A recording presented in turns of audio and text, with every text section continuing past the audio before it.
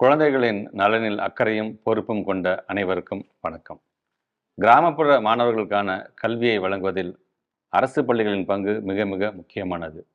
எந்தவித பாகுபாடும் இல்லாமல் அனைத்து தரப்பு குழந்தைகளும் கல்வி கற்க வேண்டும் என்பதற்காக கொண்டுவரப்பட்ட இலவச கட்டாய கல்வி உரிமை சட்டத்தை தமிழ்நாடு அரசு சிறப்புடன் செயல்படுத்தி வருகிறது. இக்கல்வி உரிமை சட்டத்தின் மிக முக்கிய அம்சமான பள்ளி மேலாண்மை குழுக்களை நமது அரசு 2 ஆண்டுகளுக்கு முன்னர் அனைத்து அரசு பள்ளிகளிலும் மறுகட்டமைத்தது.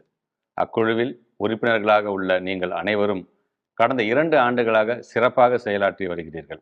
அரசு பள்ளிகள் என்பது வறுமையின் அடையாளம் அல்ல, பெருமையின் அடையாளம் என்ற உணர்வோடு தொடர்ந்து செயல்பட்டு வரும் உங்கள் அனைவருக்கும் எனது பாராட்டுகளையும் நன்றிகளையும் தெரிவித்துக் கொள்கிறேன். குழந்தைகளை மையப்படுத்திய கல்வி முறையை கொண்டு வருவதே நமது அரசின் முக்கிய நோக்கம். அதற்கு பக்கபலமாக நீங்கள் அனைவரும் பள்ளி மேலாண்மை குழுக்கள் மூலமாக தமிழ்நாடு அரசுடன் கைகோர்த்தது எனக்கு பெருமகிழ்ச்சி அளிக்கிறது.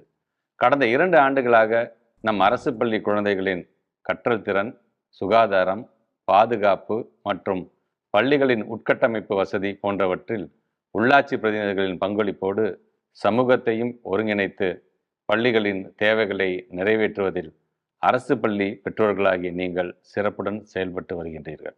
பள்ளி மேலாண்மை குழுவில் நிறைவேற்றப்படும் தீர்மானங்கள் உடனுக்குடன் நமது மாண்புமிகு தமிழ்நாடு முதலமைச்சர் அவர்களின் பார்வைக்கும் எனது கவனத்திற்கும் கொண்டு வரப்படுகின்றன. அத்தீர்மானங்களை பரிசீலித்து அதனை செயல்படுத்திட தொடர்புடைய துறைசார் செயலாளர்கள் மற்றும் அலுவலர்களை இணைத்து மாண்புமிகு முதலமைச்சர் அவர்களின் தலைமையில் மாநில அளவிலும் மற்றும் ஆட்சியர் தலைமையில் மாவட்ட அளவிலும் கண்காணிப்பு குழுக்கள் அமைக்கப்பட்டு செயல்பட்டு வருகின்றன.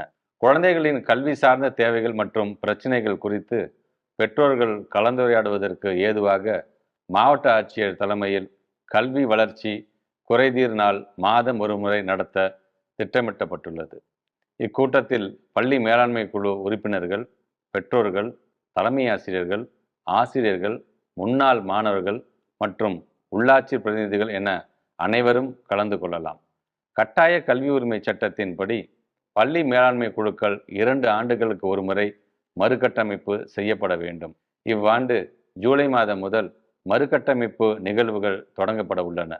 சமூக நீதியை நிலைநாட்டும் வண்ணம் தமிழ்நாடு அரசு பள்ளி கல்வித்துறை முன்னெடுத்துள்ள பள்ளி மேலாண்மை குழுக்களின் மறு கட்டமைப்பிற்கான மாபெரும் நிகழ்வில் பெற்றோர்கள், ஆசிரியர்கள், முன்னாள் மாணவர்கள் மற்றும் கல்வி சார்ந்து செயல்படும் அனைவரும் பெருந்திரளாக பங்கேற்க அன்புடன் அழைக்கிறேன்.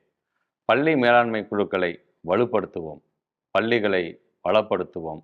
நம் பள்ளி நம் பெருமை. நன்றி.